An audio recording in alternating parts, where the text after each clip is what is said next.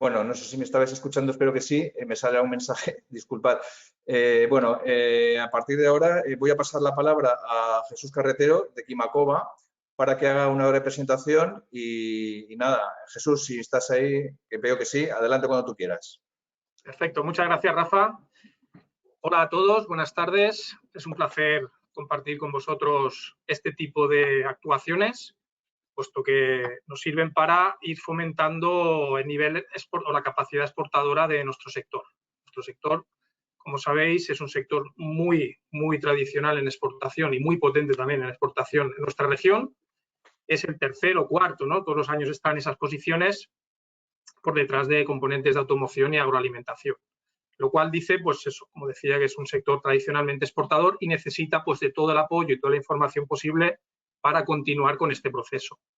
Yo me cabe más que agradecer la colaboración que mantenemos, una colaboración muy estrecha que mantenemos con IBACE Internacional, en concreto con Rafa y con Carmen, con María Dolores, ya conocemos a todo el equipo de allí, pues todas las actuaciones que hacemos son actuaciones muy eficaces y muy eficientes, que funcionan muy bien.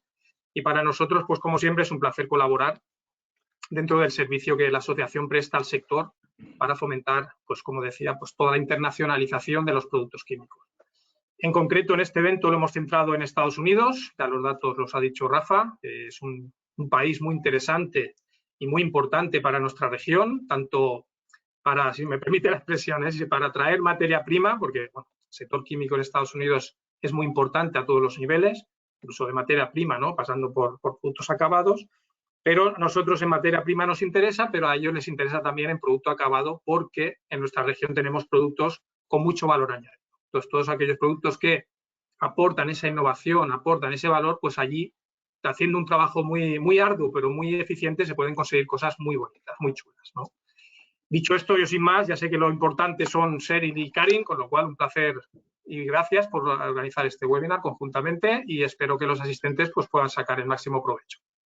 Muchas gracias. Muchas gracias, Jesús. Tengo que excusar a María Dolores Parra, que no ha podido asistir a la presentación para hacer la apertura, pero bueno, en fin, cualquier cosita que podáis necesitar, sabéis que nos tenéis en IBACE Internacional a vuestra disposición y tanto a María Dolores como al resto del personal técnico.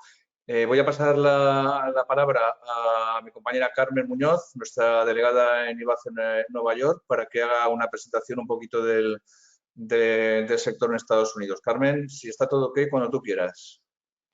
Sí, hola, buenos días a todos. Creo que está, sí, la presentación bien. Perfecto. Bueno, como han comentado Jesús, bueno, gracias a todos primero por estar aquí. Creo que es interesante, muy interesante que podamos tener a Sheryl y a Karin aquí con nosotros hoy, porque, bueno, necesitamos saber bien cómo cumplir con la regulación para poder entrar en el país. Va a ser el primer paso, ¿no? Que debemos de dar. Como han dicho Jesús y Rafa, Estados Unidos es un mercado muy interesante para todos los productos en general, bueno, pues por la gran capacidad de consumo que tiene el país, porque es un país en el que siempre se buscan productos nuevos, siempre se buscan productos innovadores y en ese sentido es muy interesante ya por sí. Lo que quería comentaros un poco cómo estamos ahora a nivel de COVID. Como habréis oído en las noticias, bueno, la situación está muchísimo mejor. El país ya está totalmente vacunado, fully vaccinated, ¿no? Con las dos vacunas o con la una que es completa, 43.6%. Esto fue hace 5 días. El objetivo del presidente Biden era llegar al 4 de julio con el 70%.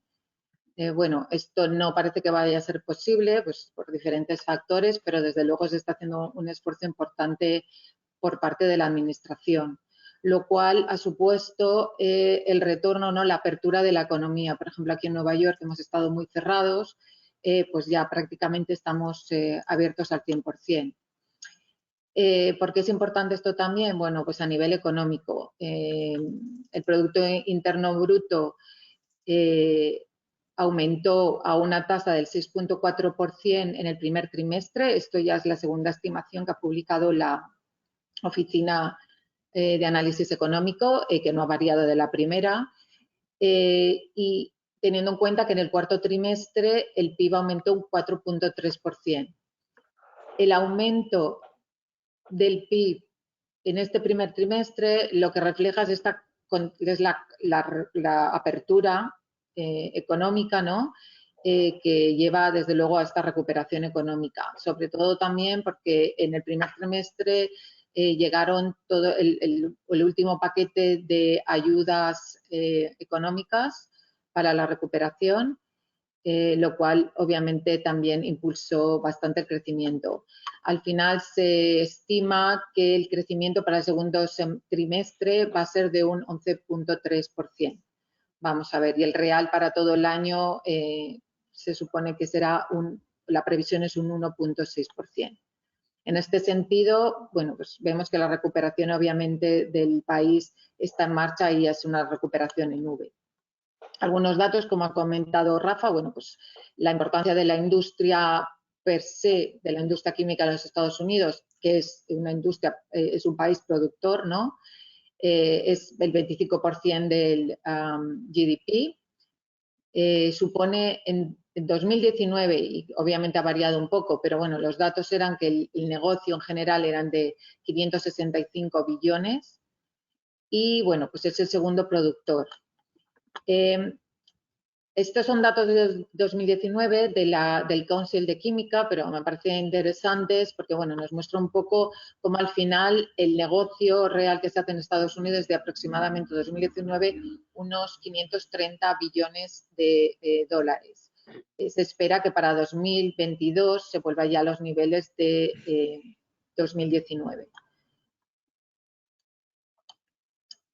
Otros datos importantes que me llamaron la atención fueron cómo en 2019 el negocio de la química, digamos, supuso un 41% del total del gasto de la construcción, del sector de construcción.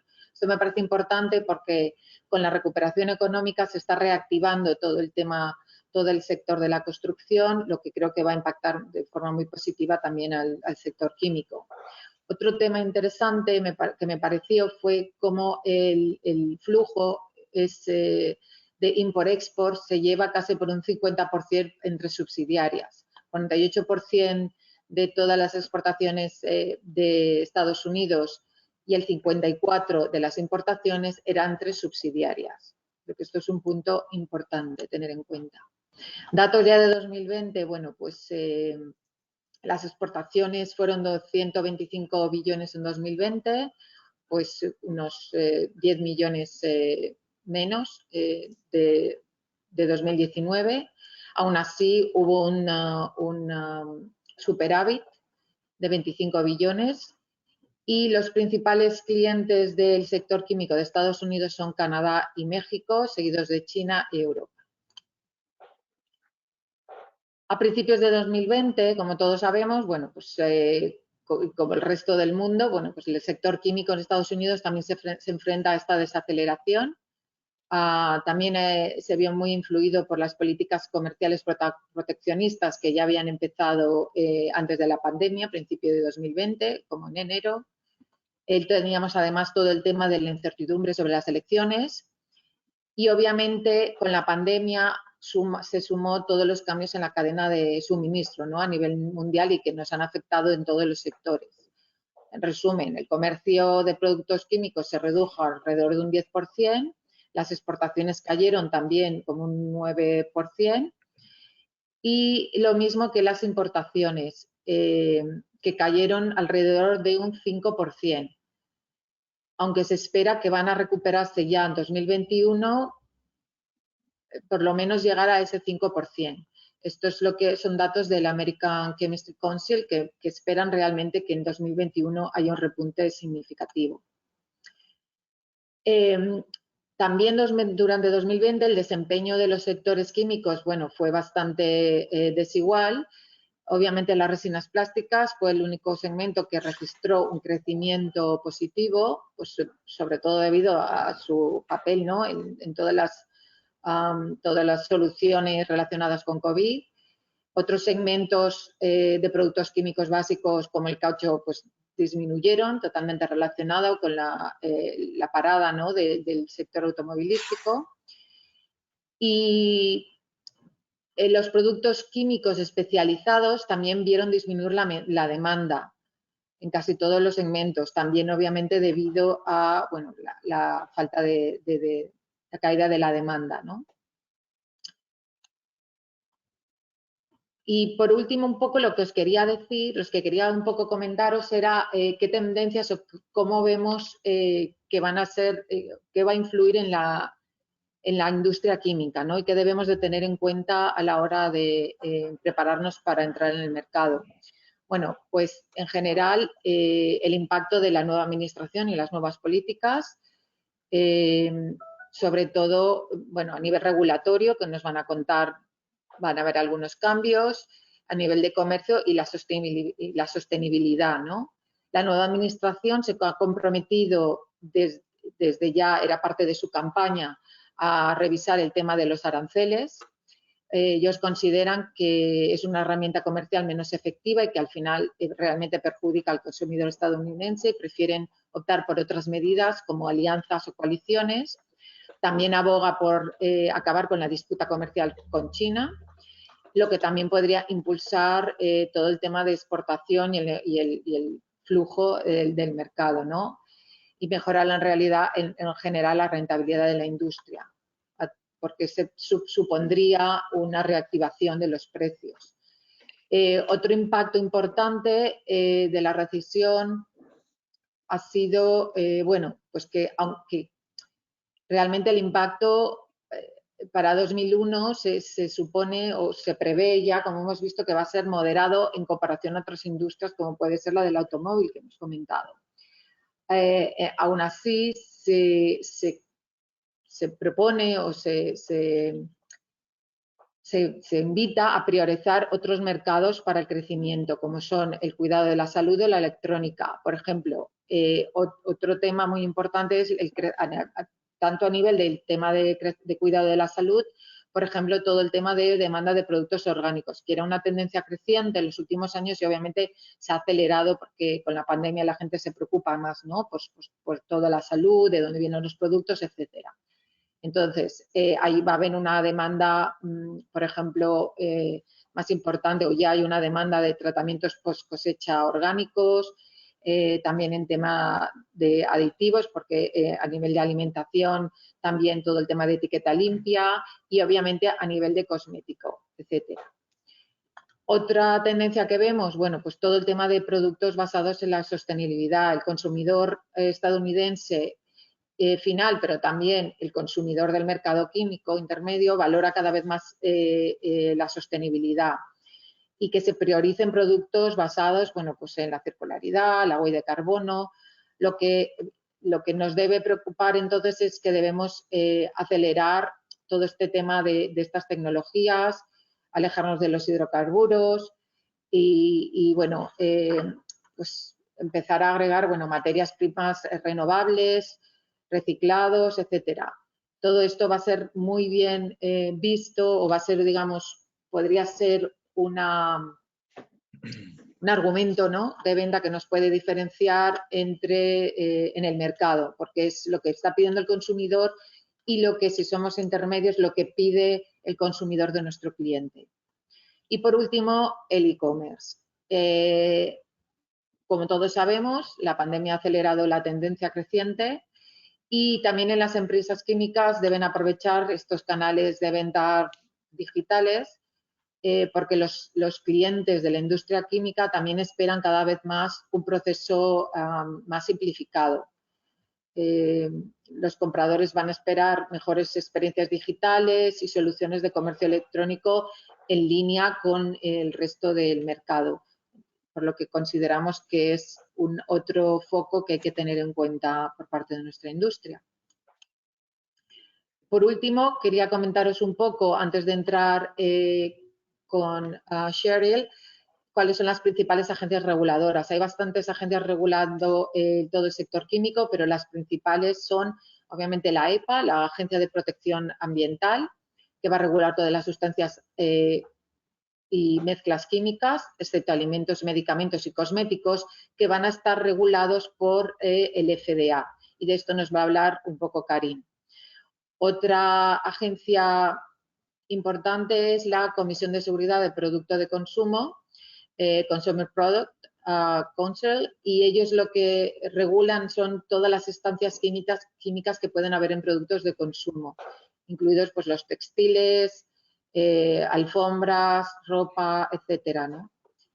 Otras agencias, según la aplicación del producto químico que pueden afectar, bueno, pues es la del trabajo, sustancias tóxicas y el desecho de sustancias tóxicas. Bueno, yo creo que con esto es suficiente y creo que es importante dar paso ya a Cheryl. Otra vez quiero agradecer la participación porque, bueno, su empresa la verdad es que es una combinación única a nivel legal, a nivel científico y de asuntos gubernamentales, totalmente enfocada en productos químicos y creo que nos va a dar una buenísima overview de todo el tema regulatorio. Gracias a todos. Muchas gracias, Carmen, por tu aportación. Esperemos que se consoliden y se confirmen esas perspectivas de, bueno, de nuevas oportunidades para estos sectores que has comentado. Vamos a cambiar el inglés. Entonces, good morning, Cheryl. Thank you very much for joining us. We're going back to English again. Hope you are all right.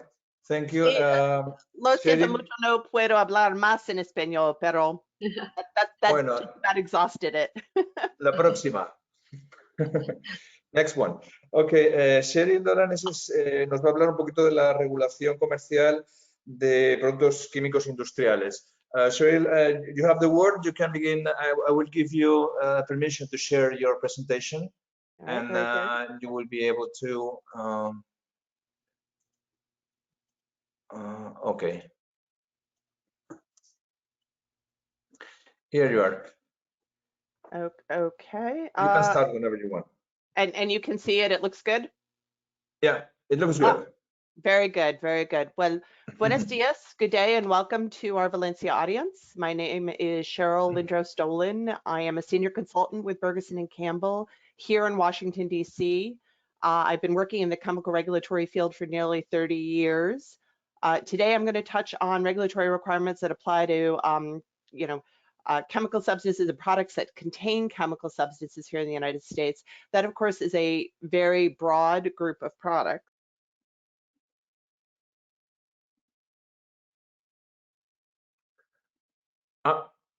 Sorry. We cannot hear you, Cheryl. Cheryl, we can't hear you. Okay. Okay. When did I cut out? Okay. We can hear you now. You just cut out recent. Okay. I'm not sure why that. Well, anyway, sorry about that. That's why in this first slide, I provide a high-level, at-a-glance view of chemical product regulation in the United States, since we're going to be going through this quickly, but hopefully this will be a good resource. Similarly to Europe, chemical products and their individual components are regulated in the United States based on their intended use. So in this table, I've organized types of products according to the applicable regulatory categories. And for each category, I've listed the corresponding statute, the law that regulates those products, and then the lead government agency that implements the program.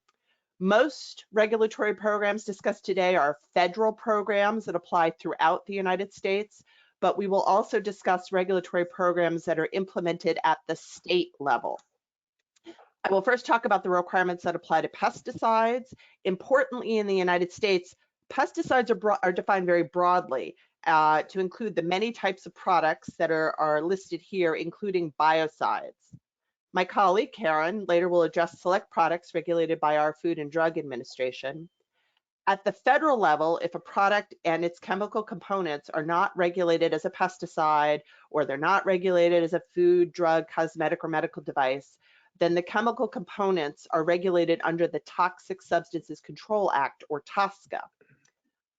I will also touch on fertilizers, which are regulated at the state level, labeling requirements, and other programs of potential interest. There will be more content in the slides than I can address, but we can address questions at the end.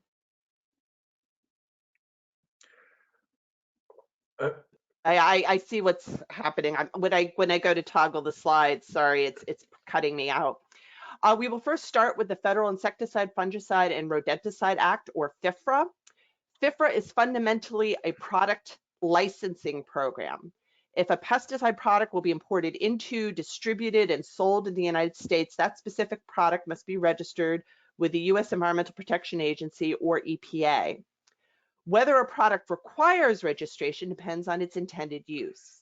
One objective measure of intent are the claims made for the product, but even if no claims are made, EPA can find intent if the product contains a chemical substance that has no significant commercially valuable use other than as a pesticide.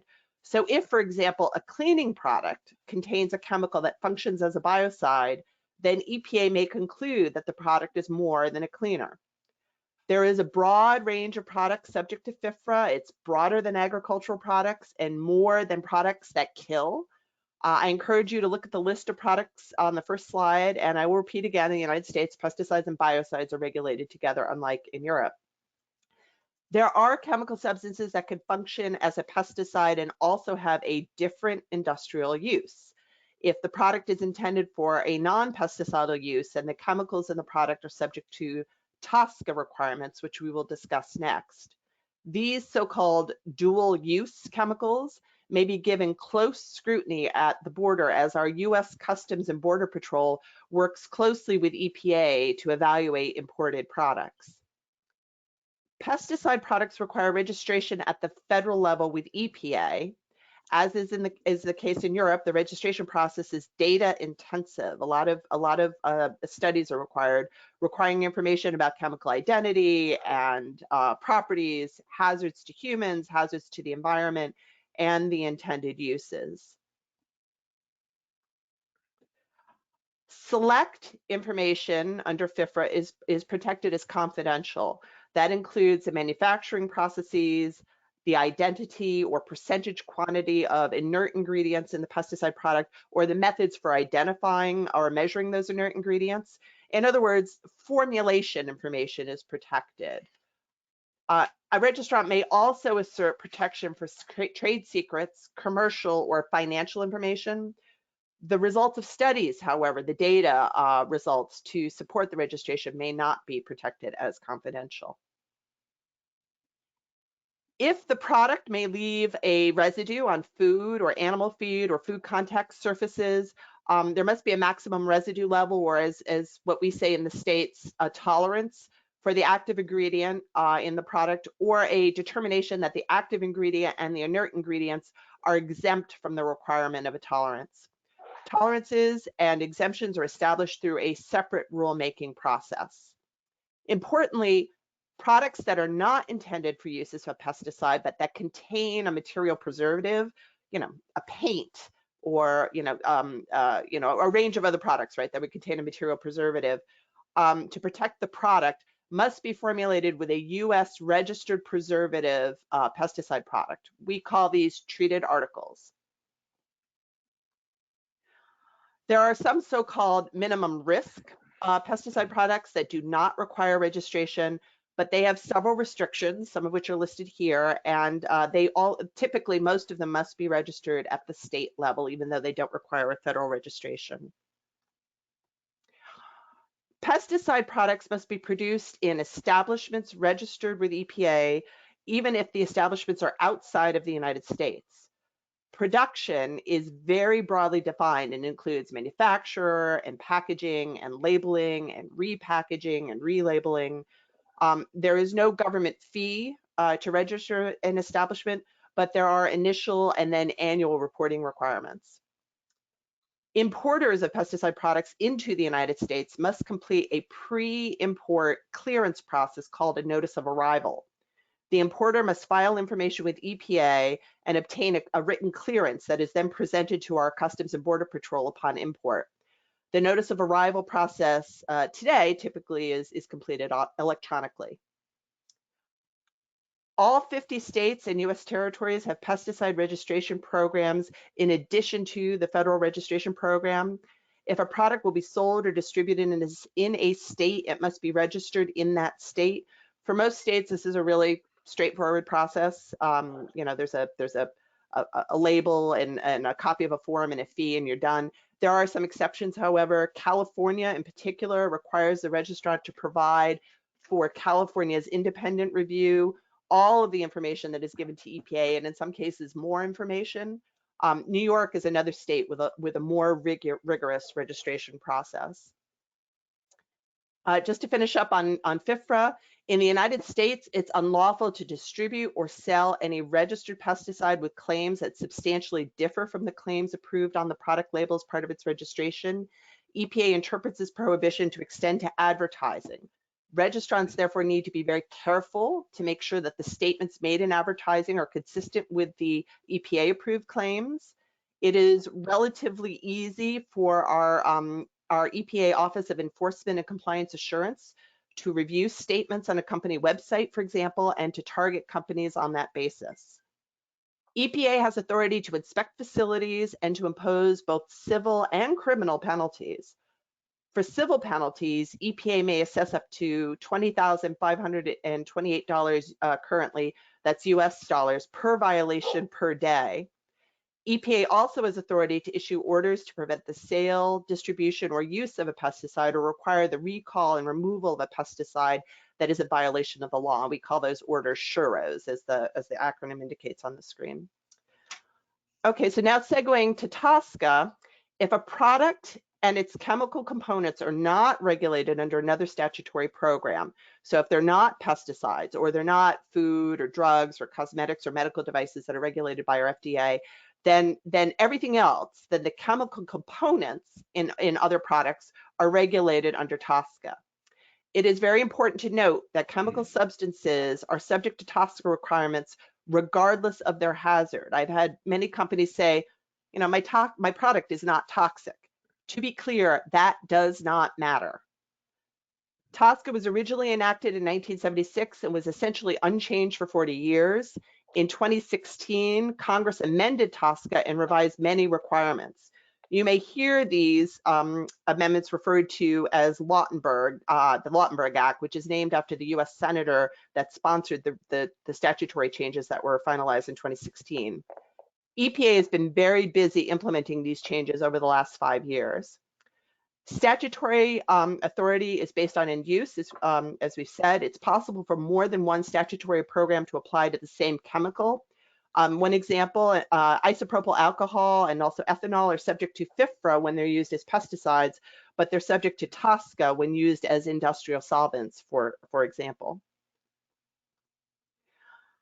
The Tosca Inventory is a list of all chemical substances in US commerce that are subject to Tosca, except for those that are either excluded or exempt. Since the 2016 revisions, a chemical substance not only must be on the inventory, but it also must be designated as active if one wishes to manufacture or import the chemical or a product containing that chemical in the United States. Mixtures as products are not subject to Tosca. Tosca is not a licensing statute. You don't have to regulate every product, but all the individual components in the mixture are subject to Tosca. The status on the inventory is important for determining what are existing chemicals and what are new chemicals. As we will discuss, new chemicals require pre-market approvals before they are introduced into commerce. That is, there's both a public section of the inventory and a confidential section for chemical substances with identities that a manufacturer claims and can substantiate are confidential business information. Chemical substances subject to other statutes are completely excluded from regulation under Tosca, but in addition, qualifying chemical substances may be subject to Tosca, but exempt from the requirement of being listed on the Tosca inventory. The most common exemptions are here. Given the lack of time, I'm not going to go through them all in detail, but I'd be happy to come back and talk about any of them. Any chemical on the Tosca inventory is an existing chemical and is subject to a range of reporting and record keeping and other requirements. Included in these requirements are chemical-specific rules that have been issued to address specific risk concerns, typically when new chemicals are assessed and approved. Called Significant New Use Rules, or SNURs, the name is misleading. EPA may state, for example, that it is a significant new use of a chemical to release it to surface water. Now, you normally don't think of releasing to surface water as a use, but just to illustrate, right? Basically, if your product contains a chemical substance that is subject to a SNUR, it basically is regulated and it could affect how the product is used. Under Tosca, an importer is considered as equivalent to a manufacturer and is subject to the same requirements. A U.S. importer must certify that all chemicals in imported products comply with applicable rules or orders under Tosca. This requirement is set forth in Section 13 of the law, so it is often called a Section 13 certification. The certification must accompany the paperwork for the imported product through customs. U.S. importers, therefore, typically will want to know what is in the product so that they can confirm compliance or receive confirmation from their suppliers that that the components comply with Tosca. New chemicals, so chemicals not on the inventory and not exempt, require a pre-market approval before the chemical substance may be manufactured in or imported into the United States. To add a new chemical to the Tosca inventory, the manufacturer or importer must file a pre-manufacture notice or PMN. I want to note that intergeneric microorganisms, meaning microorganisms modified to incorporate genetic material from a different genus, are regulated under Tosca as new chemical substances. They have their own pre-market approval process that starts by filing a microbial commercial activity notice, or MCAN. We love our acronyms. These submissions must be made by a U.S. entity. So to put them on the inventory, it must be a U.S. entity that files that notice. Following the 2016 amendments to Tosca, EPA, upon reviewing a PMN or MCAN, must either publish a determination that the new chemical substance is not likely to pose an unreasonable risk, or regulate the chemical substance to the extent necessary to protect against unreasonable risks before commercialization can proceed. There are also exemptions that will allow manufacture or import of a chemical substance for commercial purposes, but will not place the chemical substance on the Tosca inventory. And they're listed here again in the fullness of time. I won't go through all of them. I do want to emphasize that the Tosca research and development exemption is self-executing. No submission to EPA is required, but there are specific eligibility criteria that must be met and record-keeping requirements. So you have to make sure you meet all the requirements to qualify. It's not just that you're doing R&D.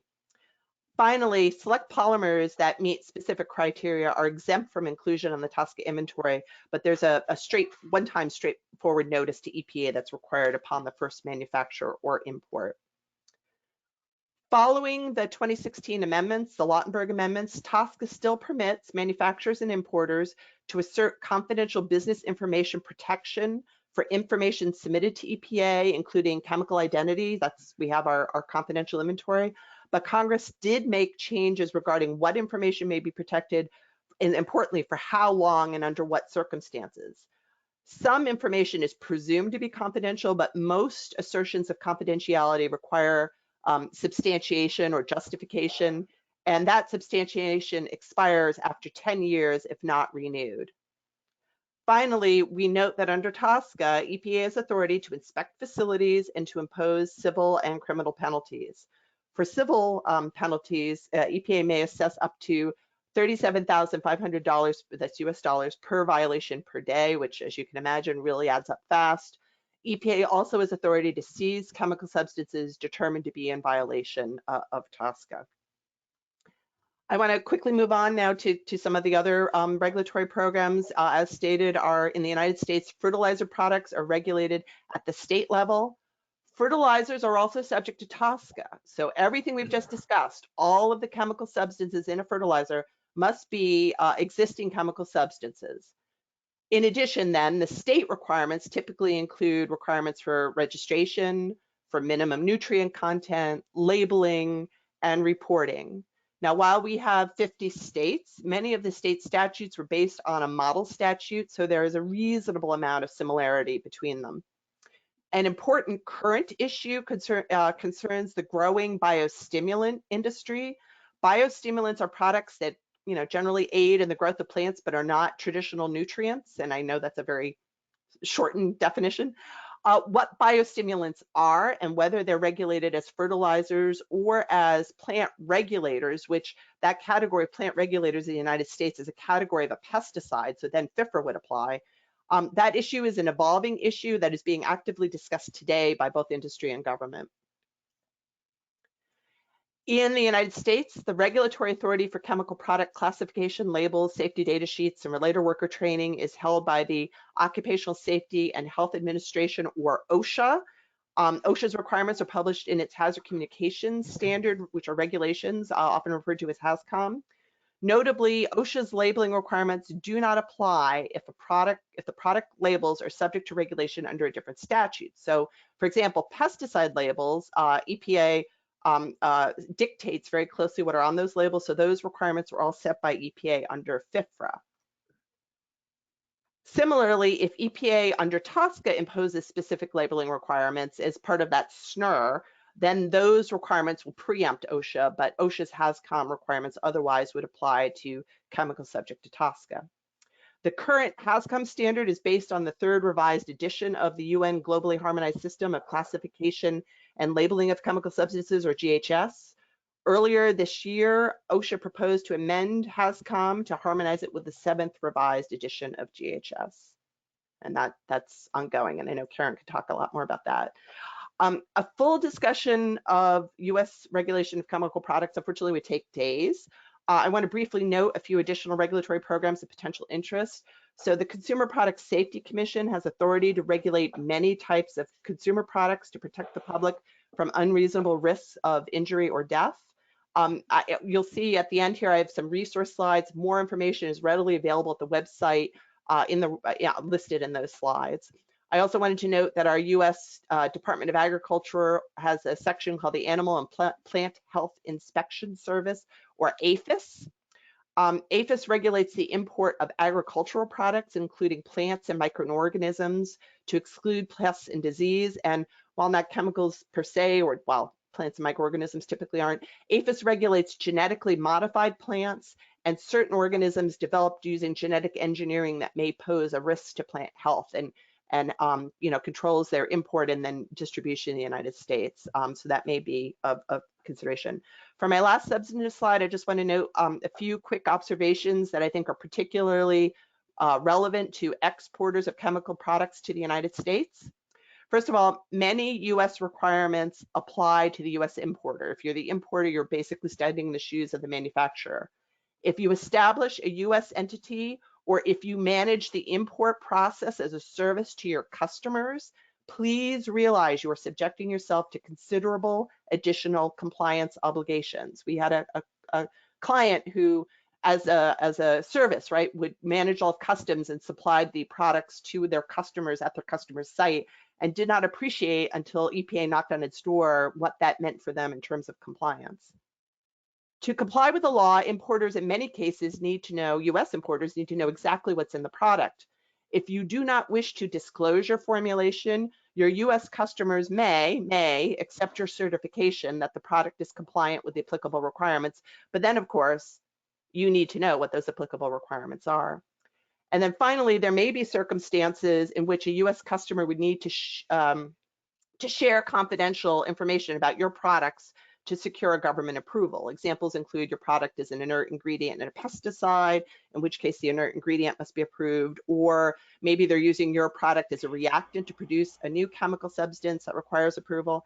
The regulatory programs typically have a mechanism so you can send that confidential information directly to the government agency rather than to your customer, so that you can avoid sharing confidential information with the customer if you prefer. So here I'll just list, I know I'm over, so I'm gonna go, we have some resources, lots of good information at those links. And I think with that, I'm going to stop sharing my screen and turn it over to Karen. Thank you very much, Cheryl, for your very interesting overview. I think that obviously we will need all you experts to help us in this complicated procedures of regulation of the chemical sector, which is very big and very complex, and also affects too many sectors. But I think the good news is that we have Bergeson and Campbell and you to help us on that. Also, my colleague Carmen and me, we will personally work to help Valencian companies face all these special points you have mentioned. So thank you very much. Will you be able, please, Cheryl, to send us the presentation afterwards, tomorrow, whenever you can? Absolutely. Okay, thank you. We will distribute it to the attendants. Now I'm going to give the word to Karin Baron from Bergeson and Campbell as well.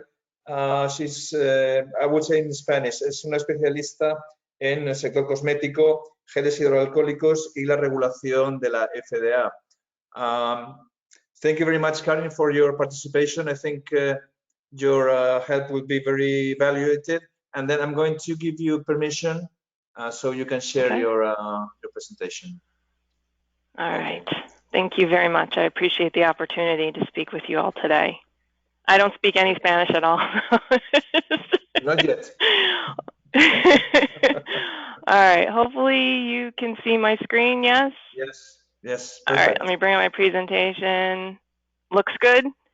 Looks good. All right. All right. Excellent. So I was asked to cover FDA regulations, specifically cosmetics and alcohol-containing hand sanitizers, and I will try to do so within the 15 to 20-minute time frame. I am a senior regulatory consultant. I am not an attorney. I came from industry. I have a little over 20 years of experience, a lot of it within this space. Today, I'm just going to cover a little bit about FDA. Cheryl gave a really great intro, so I won't spend a lot of time on it. But then I wanted to review some of the general terminology that FDA uses, specifically with respect to cosmetics, touch on the cosmetic regulations, and then I have a couple of slides that discuss the very lengthy process of how alcohol-based hand sanitizers are regulated within the US. In addition to what Cheryl provided, I do have a lot of resources here, and I will make sure that you do get a copy of the slides that have very helpful hyperlinks embedded. Okay. So this is just a lovely picture of Fda Headquarters, which are located in Silver Spring, Maryland. And I thought it was interesting, as Cheryl talked about the different jurisdictions with respect to the different federal agencies, that with respect to FDA, FDA is divided into specific centers. So it's subdivided based on the actual products. And you see here that there are many centers within FDA. So depending on your intended use, that will actually dictate which center is responsible for the oversight of your materials. So what does FDA regulate? It is a huge space.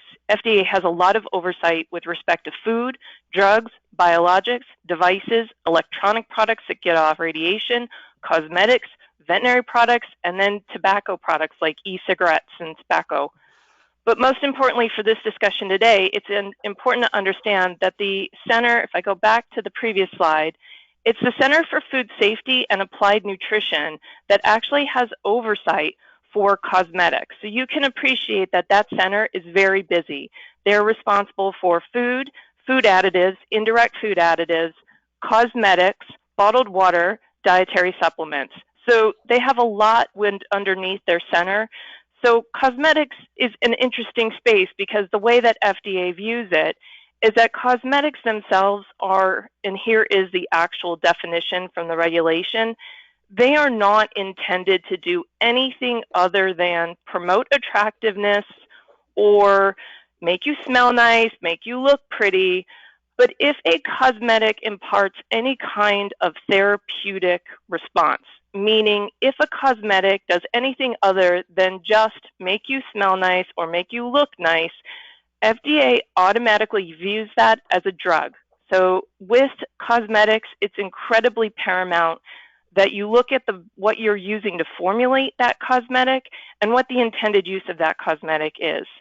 FDA defines a cosmetic product as the actual finished cosmetic, and they also look at the cosmetic ingredients, which are just those materials that are used to actually manufacture the cosmetic. Cleansing products can actually fall into one of three spaces, or in some cases it could be two spaces. Soap may be a cosmetic, soap may be a drug, or soap may actually be a consumer product and not regulated by FDA at all. And that is entirely based upon how it is made and what ingredients are used to manufacture soap. FDA has two primary terms that it utilizes when it's looking at the oversight of cosmetics. The first is adulteration. So you'll often see FDA talk about a product being adulterated. They use this terminology not only with cosmetics, but often with drugs and any other, and food. You'll see this a lot with food as well. So adulteration with respect to cosmetics is when it contains a poisonous or deleterious substance. If it's not prepared in conditions that are considered sanitary, it can be adulterated. And then FDA will also view a cosmetic as adulterated if it contains an unsafe color additive. And I'll talk about that more in a minute. Misbranding is the other concept you'll see often associated with not just cosmetics, but with food and drugs. Misbranding essentially means that it has false or misleading labels. The container it's in can be construed as misleading. That is misbranding. If it has a color additive that's not supposed to be used with cosmetics, or it's used in an inappropriate way, that is also considered misbranding. But also, if it doesn't comply with our Fair Packaging and Labeling Act, FDA will consider something misbranded. And what you will see with FDA is that FDA's oversight for cosmetics is not necessarily in the same way in which Cheryl discussed how EPA deals with violations. If FDA is evaluating your labeling, your cosmetic product, FDA will make a very public showing that it's unhappy with something that you either said or formulated with by producing a letter and then posting that letter very publicly on its website. You will often see when FDA does this that the terms it uses are those two terms. There will always be something about being adulterated or misbranded. So this just kind of helps you understand what they mean by that. So FDA regulates cosmetics, as I said, under its own authority and in conjunction with the Fair Packaging and Labeling Act as administered by our Federal Trade Commission. Soap, as I mentioned before, can be regulated by FDA or by the Consumer Product Safety Commission. And I will state that if soap is made up with a certain amount of ingredients and it is subject to Consumer Product Safety Commission, the ingredients in that soap must also be on the Tosca Inventory, as Cheryl had mentioned before. But FDA's primary concern with respect to cosmetics is that the ingredients are not misbranded and that it's not adulterated. So you'll see these terms over and over and over again when FDA reviews how cosmetics are regulated in its space. So cosmetics and cosmetic ingredients, this is the good news. With the exception of color additives, there is no pre-market approval by FDA, which is actually one of the few spaces within FDA where you are not required to submit for pre-market approval, except for color additives. FDA is very specific regulations when it comes to color additives. Color additives are regulated in food, cosmetics, medical devices, and drugs, and all of those uses require FDA approval. FDA does have a specific, though it is a very small list of ingredients that are restricted and or prohibited, and I have that list for you.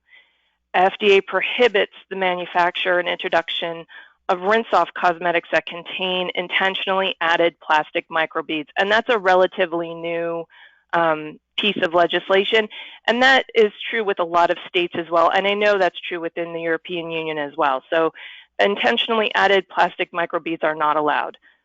Any ingredient or finished cosmetic that can impart a therapeutic response or affect the structure and function of the body is a drug. And FDA is adamant about that particular aspect of legislation. If FDA believes that a claim you have made or an ingredient you have used will, in fact, impart a therapeutic intention, FDA will review your material as an unapproved new drug. And because of that, FDA's authority gives them provisions to pursue actions. And FDA will pursue actions, like I mentioned, by either issuing a warning letter, and they will look at your website, they will look at your packaging, they will look at your ingredients, they will look at everything that you've done with respect to that cosmetic product, and then they will make a determination of whether or not they believe it does contain an unapproved new drug.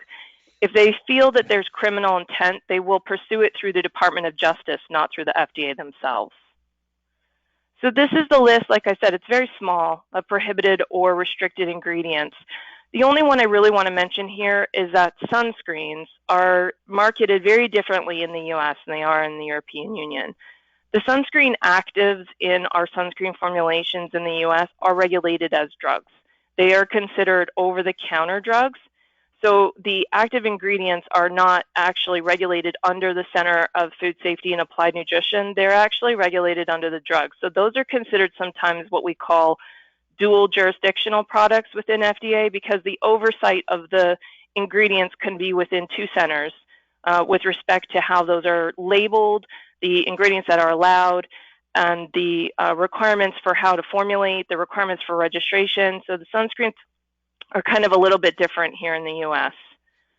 So I wanted to just give a brief overview on color additives, because this is a space where FDA is adamant that color additives used in cosmetics have to be approved. And there is a finite list of approved color additives for use in cosmetics. So some of those actually require batch certification, meaning anytime that cosmetic additive is brought in, manufactured, imported, it must be batch certified by the FDA. There are very specific nomenclatures associated with certified colors, and so it's very obvious to FDA when they're reviewing packaging or they're looking at labeling that you have an unapproved color additive, because I gave an example here. FD&C yellow number 5 is the actual nomenclature from the FDA regulations. So these are strictly controlled by use. There's specific labeling, and there's concentration requirements. So this is the one aspect that FDA does heavily regulate with respect to cosmetics.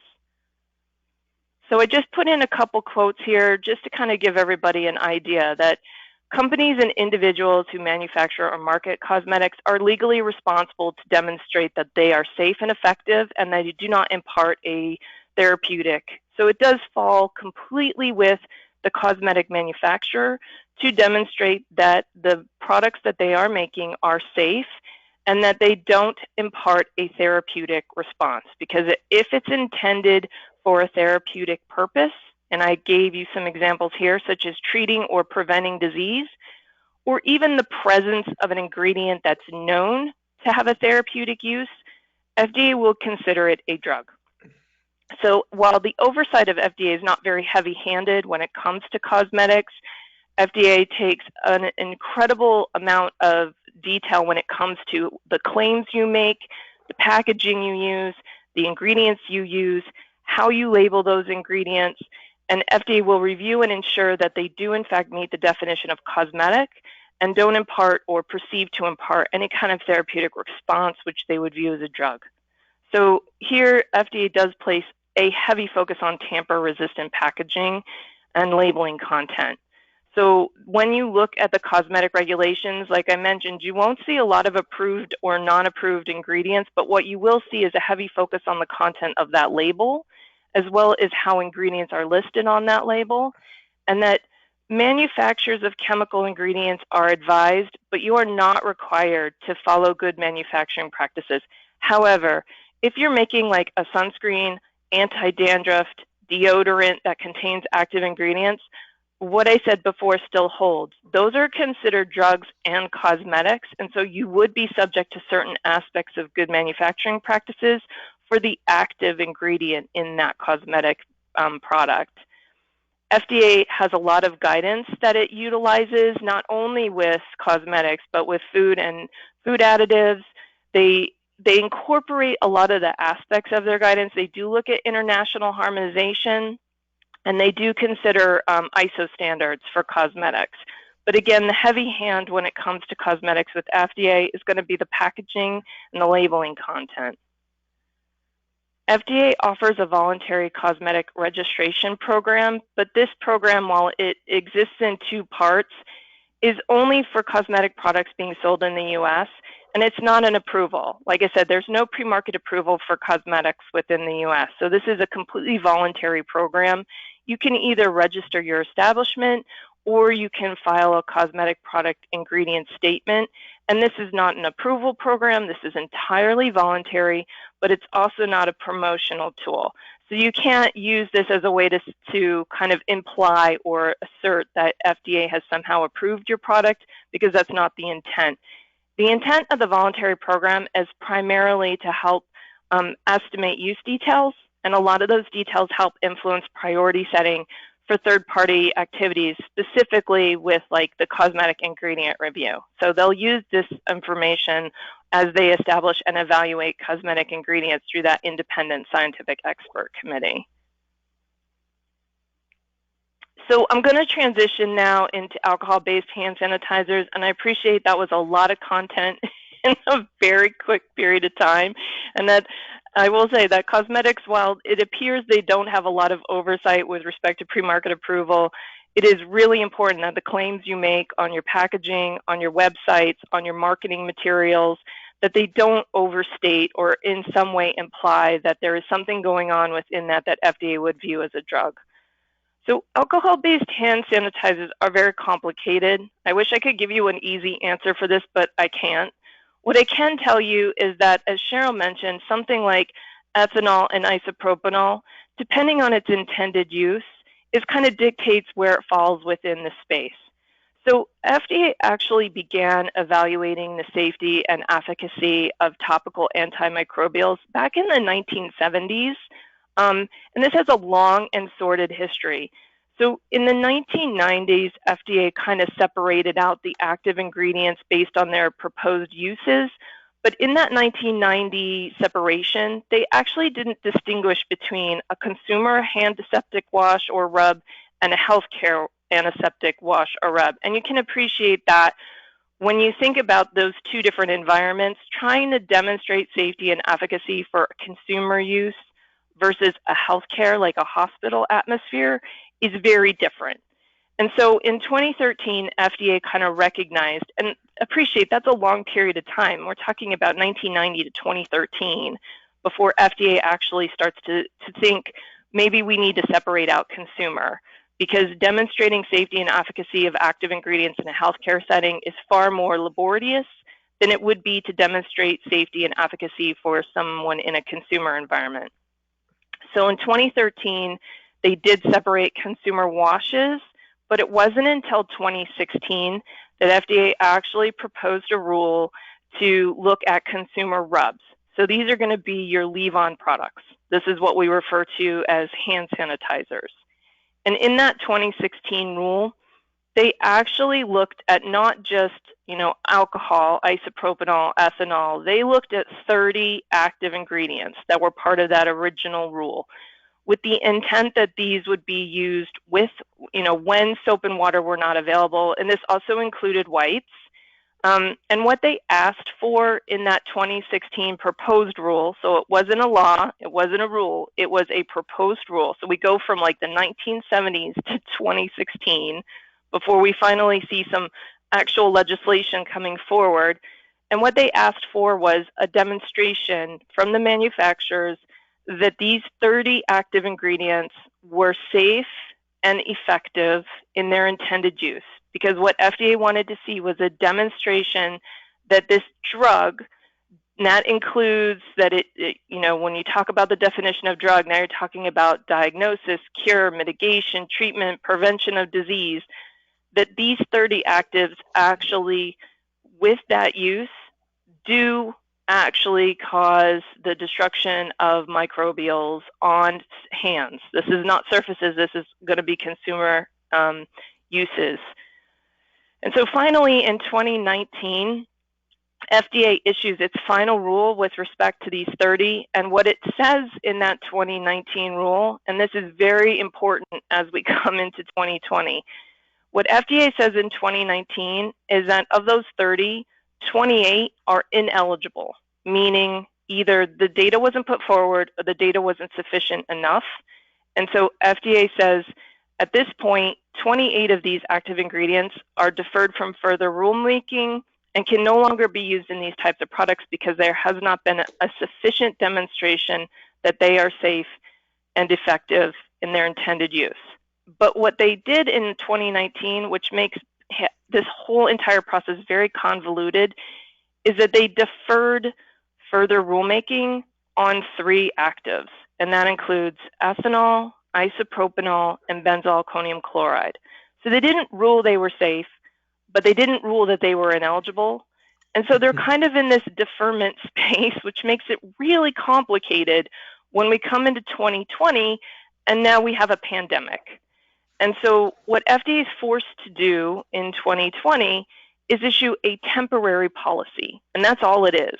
It is a temporary policy that basically allows certain entities that are currently not regulated by FDA to make hand sanitizers and distribute hand sanitizers to address the global pandemic.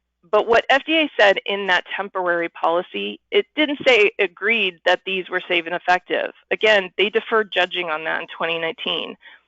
What they're saying is they don't intend to take action against you if you decide to make an alcohol-based hand sanitizer. But they expect you to make that hand sanitizer the way that it is completely written in that temporary policy. And they expect you to use ingredients that meet the US Pharmacopoeia or the Food Chemical Codex. They also said that they expected you to conform to the formulation requirements, and they are very specific. That you have to verify the active ingredients are as you state they are with each batch before you release it, that you cannot produce these sanitizers under this temporary policy in any form but aqueous, that you have to label it exactly the way that they detail in that policy, and that you must register with the FDA drug registration and listing system. And so this is where you start to see a departure from what we would consider cosmetics, where you have very little oversight, to drugs, where now you have to register your facility. You have to tell them you intend to make alcohol-based hand sanitizers, and you have to tell them where you're going to make it. You have to comply with all the labeling. You have to comply with the ingredient specifications, and you do all this knowing that it is temporary. You also have to have a mechanism to accept any adverse events, so that if there was an issue with someone using your product, you have to be able to report those adverse events to FDA. And that the biggest part of this, I guess the rub with hand sanitizers here, is that FDA can withdraw this policy at any time. And if you weren't in the space before, you can't continue to be in the space, because, as I said, this is a very complicated piece of legislation. FDA never ruled that they believed that ethanol or isopropanol were safe and effective. This is done under a temporary policy for a temporary piece of time, and FDA can withdraw it at any point in time. So I know that was a lot in a few minutes, and so I've given some web links here for you guys to look back at that very convoluted history, but also just some guidance documents that FDA has that I think are very helpful. So with that, I can turn it over for questions. Thank you very much, Karin. Very complete presentation.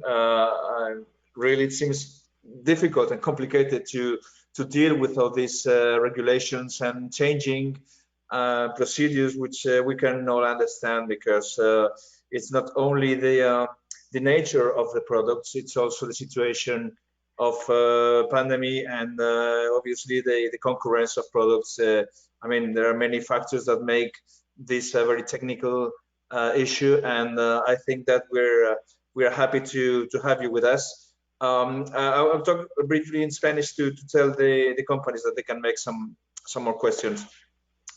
Simplemente recordaros que está a vuestra disposición el chat y el área de preguntas por si queréis hacer alguna consulta a Karin o a Cheryl. Ahora es el momento. No sé si Carmen o Jesús tenéis alguna cuestión adicional que queréis consultarle ahora mismo a nuestras expertas. Os cedo la palabra. Si no, yo tengo una pregunta, pero prefiero que un poquito conocer vuestros comentarios.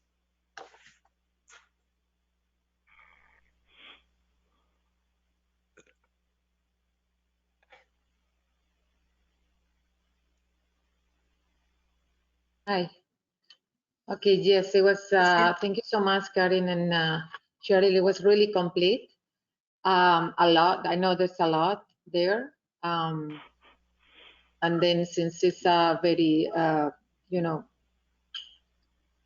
big industry with many subsectors, it's always difficult to everything.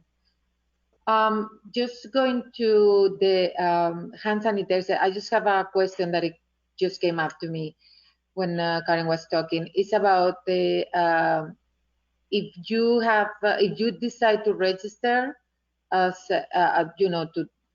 as a facility that manufactures the hand sanitizer, I know that it used to be free, but now there are fees to be paid, right?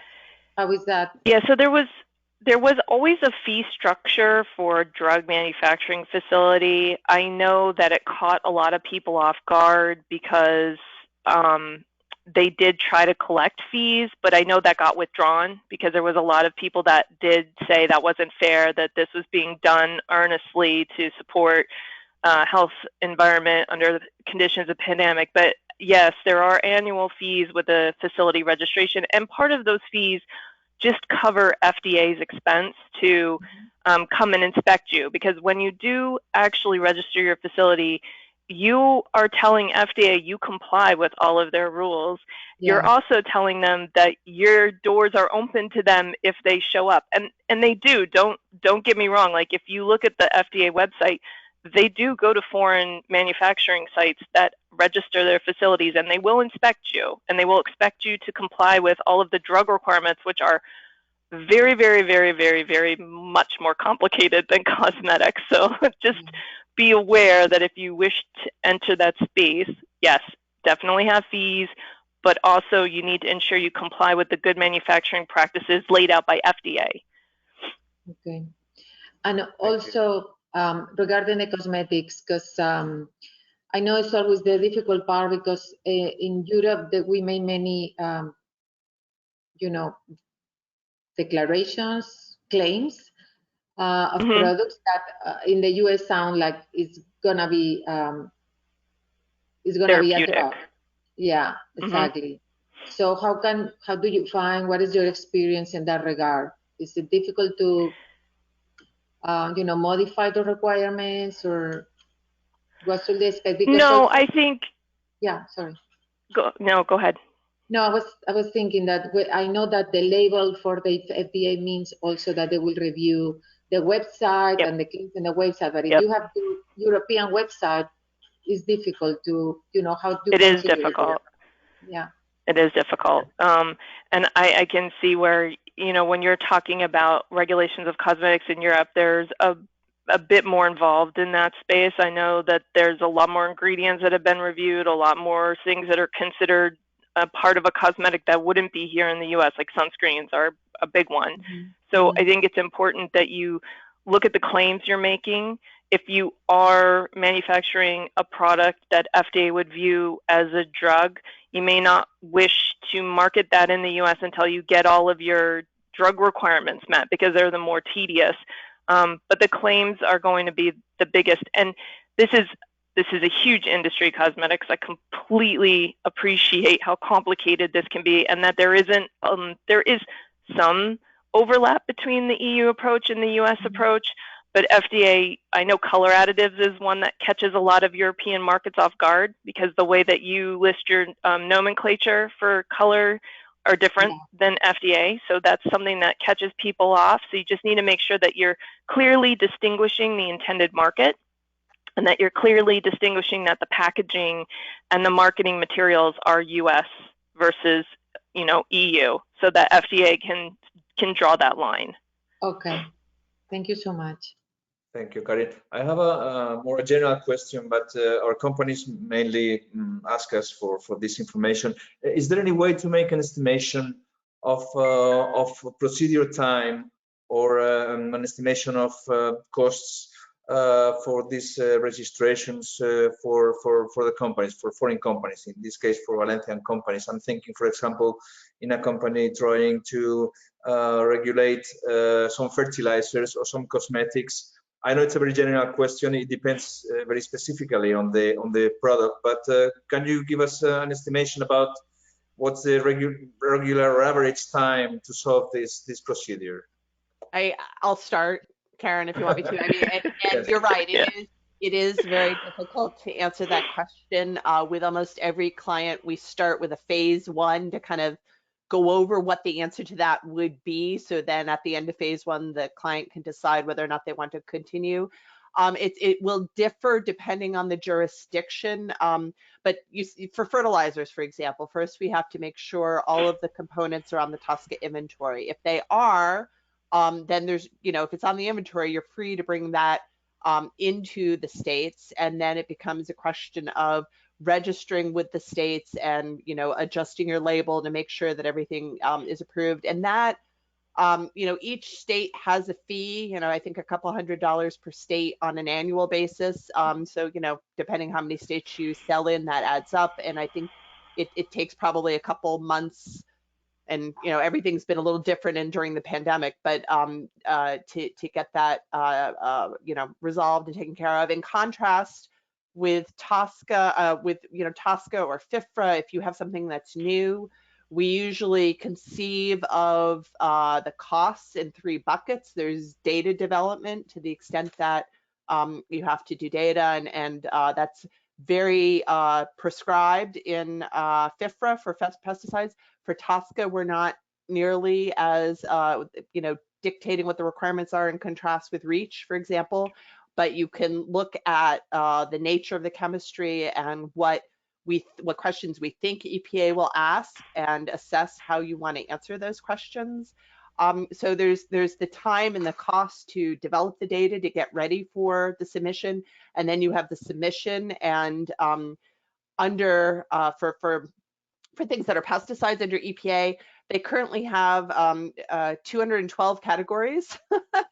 So you go into one of those categories, and each category has its own fee and its own timeline, and that could be anywhere from 4 months to 24 months, depending on what it is. And then, once you're done at the federal level, you would then move on to the state level for the pesticides, not for Tosca. Under Tosca, for other new chemistries, it varies. We're still have a little bit of a backlog from implementing the new rules that went into place in 2016. I mean, it used to be 90 days. Now I think our senior chemist estimates maybe 180, depending on what it is. And there are those the exemptions that still require an application have shorter timeframes. That low volume exemption, for example, if you're under 10,000 kilograms per year and you otherwise qualify, that gets done in I think around 30 days, and EPA is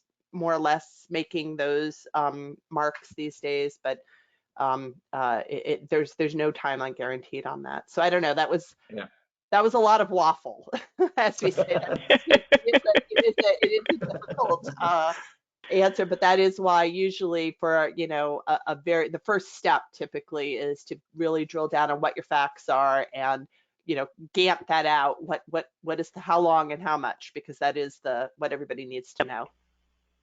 And Karen, intended use. You want to add to that? Yes, intended use. No, I mean, as I mentioned, there's no pre-market approval process for cosmetics. So I think the most important thing is developing the data that demonstrates your cosmetic is doing what you say it's doing, which should be nothing, just make you look pretty, because you really can't do anything else. Otherwise, FDA will consider it a drug. So, we recommend usually that you take a look at, FDA has a lot of guidance. And it's funny in this space, because guidance, while it's not law, FDA kind of looks at it a little bit like law. So really dig into FDA's guidance on what they recommend. And in some cases, that may be a 200-person panel in which you're doing human repeat insult patch testing, which, that can take some time, but it is developing and demonstrating that your ingredients don't cause issues like allergic reactions or rash or things like that. So it is developing that data package, which is similar to what you were required to do in the EU, that an expert should be reviewing those ingredients and making sure that they are safe for those intended uses. Okay, Karin, thank you very much. I don't know, I think there's no other question. I'm going to check. Bueno, si llegados a este punto no tenemos ninguna otra cuestión, vamos a terminar el webinar, dando muchas gracias a todos los asistentes. A los asistentes les vamos a remitir las presentaciones que nos han hecho Bergeson & Campbell, tanto Cheryl como Karin, como mi compañera Carmen, os enviaremos las presentaciones para que las tengáis como referencia.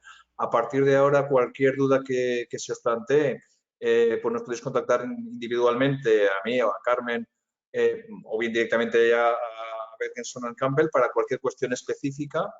Y nada, por mi parte, just from our side, Cheryl and Karin, thank you very, very much for your participation. I think that in the next future, we hope we will send you some questions and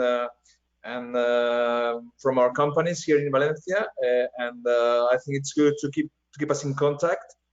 And just that. Thank you very, very much, and very big hug for you. And nada más, Carmen, si quieres añadir alguna cosita, pues está ok. No te escuchamos.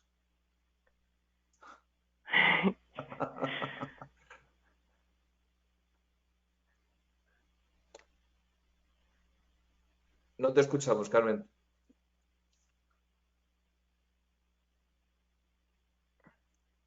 Rafael, while Carmen is working on that, I just wanted to say thank you very much. We greatly appreciate this opportunity. Okay. And okay. Yes, thank you. And we'll make sure you get a copy of our slides so you can distribute them. Yes, and we will send you all the questions from our companies, and I hope to see you next time. Thank you very much, and see you soon. Have a nice day. Thank you. Have a nice day, everyone. Goodbye. Thank you. Buenas noches. Bye.